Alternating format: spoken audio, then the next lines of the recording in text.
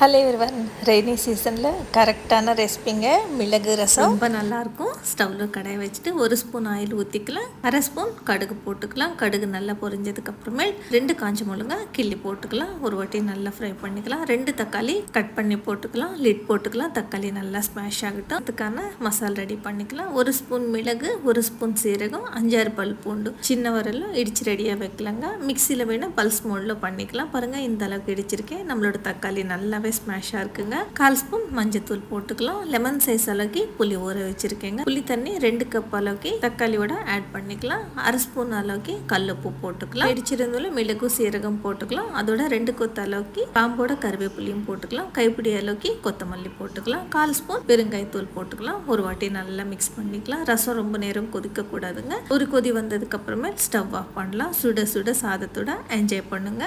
நீங்களும் ட்ரை பண்ணுங்க. Thank you for வாட்சிங்.